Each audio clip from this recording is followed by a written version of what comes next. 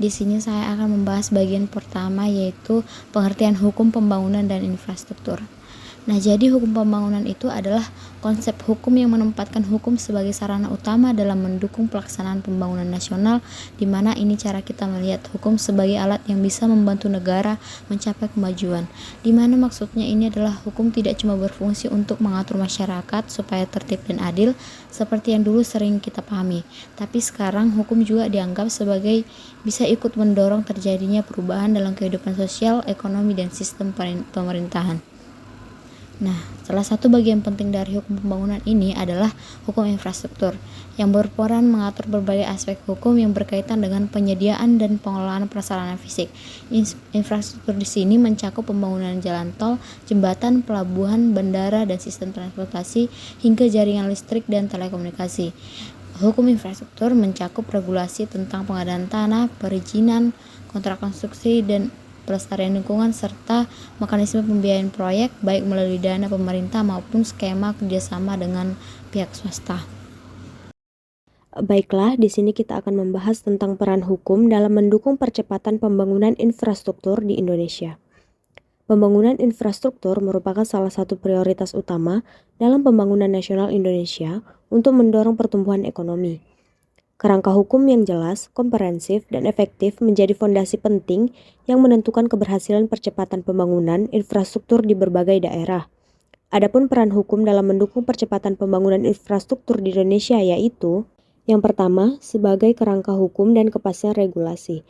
Hukum berperan sebagai fondasi untuk menciptakan kepastian regulasi dalam perencanaan dan pelaksanaan proyek infrastruktur. Undang-Undang Nomor 11 Tahun 2020 tentang Cipta Kerja dirancang untuk menyederhanakan perizinan dan mengurangi tumpang tindih regulasi.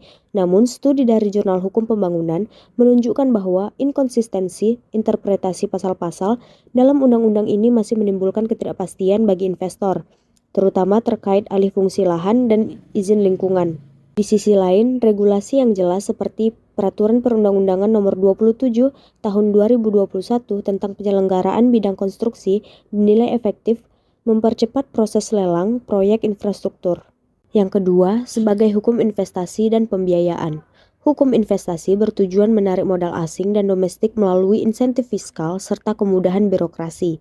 Peraturan Otoritas Jasa Keuangan Nomor 17 Tahun 2020 tentang pembiayaan infrastruktur melalui skema Public-Private Partnership berhasil meningkatkan partisipasi swasta seperti proyek jalan tol Trans Jawa.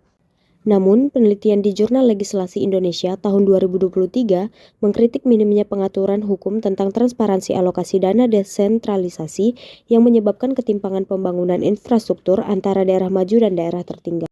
Yang ketiga, sebagai pengadaan tanah dan keadilan sosial. Pengadaan tanah sering menjadi hambatan utama akibat konflik kompensasi dan partisipasi masyarakat. Undang-Undang Nomor 2 Tahun 2012 tentang pengadaan tanah mengatur ganti rugi yang adil, tetapi implementasinya lemah. Yang keempat, sebagai hukum lingkungan dan pembangunan berkelanjutan. Hukum lingkungan berperan memastikan pembangunan infrastruktur tidak mengabaikan aspek ekologis.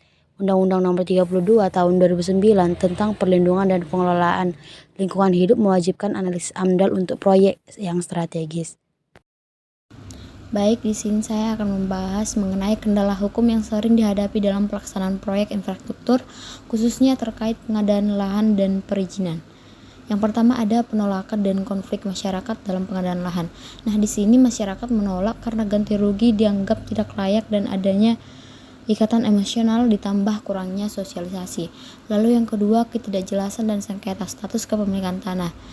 Sertifikat ganda dan tanah tak bersertifikat menyebabkan sengketa dan hambatan proses pengadaan. Lalu yang ketiga, proses perizinan yang rumit, panjang, dan tidak terintegrasi, di mana banyak izin dari instansi berbeda membuat proses lama, mahal, dan membingungkan. Lalu yang keempat, birokrasi yang kompleks dan kurangnya koordinasi antar lembaga. Di sini minimnya koordinasi antar lembaga bikin prosedur tumpang tindih dan keputusan lambat.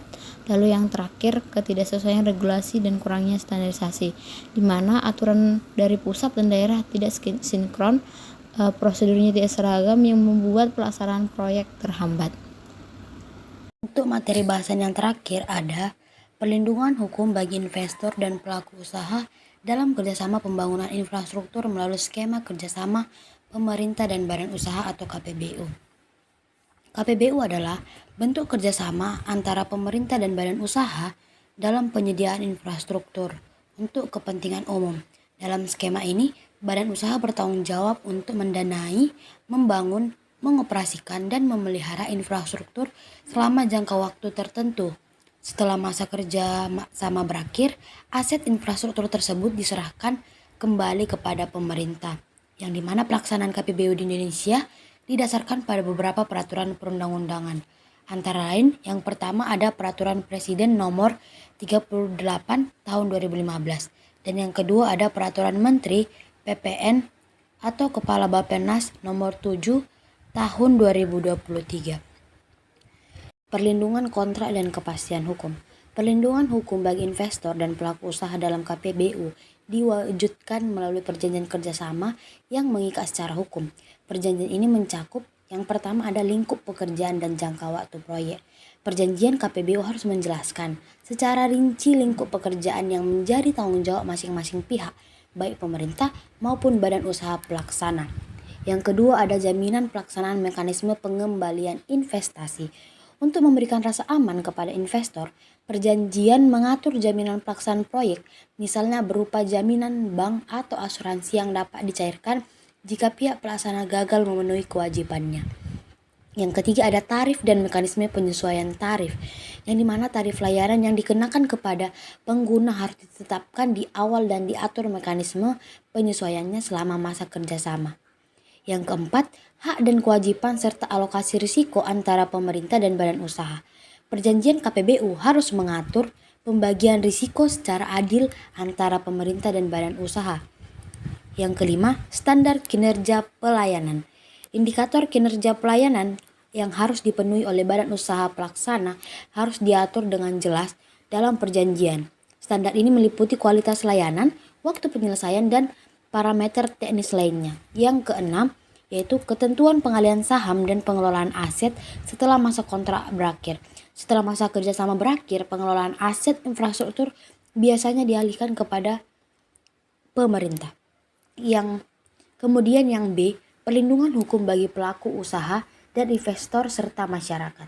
Ada 4 yang dimana yang pertama ada KPBU memberikan kepastian hukum bagi pelaku usaha dan investor, termasuk kemudahan berusaha dan fasilitas penanaman modal yang diatur dalam regulasi hierarkis terkait KPBU, seperti Peraturan Presiden Nomor 38 Tahun 2015 dan Peraturan Menteri terkait. Yang kedua, untuk investor asing atau Foreign Direct Investment atau FDI, perlindungan hukum juga mencakup mekanisme penyelesaian sengketa internasional seperti melalui International Center for Investment Disputes atau ICISD guna memberikan rasa aman terhadap risiko investasi dalam proyek KPBU. Yang ketiga, perjanjian KPBU sendiri mencantumkan prosedur penyelesaian konflik secara berjenjang, mulai dari musyawarah, mediasi hingga arbitrase atau pengadilan. Hal ini bertujuan agar sengketa antara pemerintah dan badan usaha dapat diselesaikan secara adil dan efisien. Yang keempat ada kontrak KPBU sebaiknya memasukkan norma-norma hak asasi manusia dan perlindungan lingkup hidup untuk menjamin kepentingan masyarakat dan keberlanjutan pembangunan. Apabila masyarakat merasa dirugikan atau tidak diberikan ruang partisipasi yang memadai, mereka memiliki hak untuk mengajukan gugatan melalui jalur hukum, termasuk melalui mekanisme gugatan warga negara sebagai bentuk kontrol publik terhadap perjanjian KPBU yang dinilai merugikan. Kesimpulannya, hukum memainkan peran yang sangat penting dalam mendukung percepatan pembangunan infrastruktur di Indonesia. Kerangka hukum yang jelas dan komprehensif menjadi landasan utama dalam menciptakan kepastian regulasi, menarik investasi, serta memastikan pelaksanaan proyek infrastruktur berjalan secara efektif dan adil. Peraturan perundang-undangan seperti Undang-Undang Nomor 2 Tahun 2012 tentang pengadaan tanah dan Peraturan Presiden Nomor 38 Tahun 2015 tentang kerjasama pemerintah dan badan usaha atau KPBU memberikan pedoman hukum yang mendukung pembiayaan dan pengadaan proyek. Namun, dalam praktiknya, pembangunan infrastruktur masih dihadapkan pada berbagai kendala hukum, seperti konflik pengadaan lahan, tumpang tindih peraturan antara pusat dan daerah, serta proses perizinan yang rumit.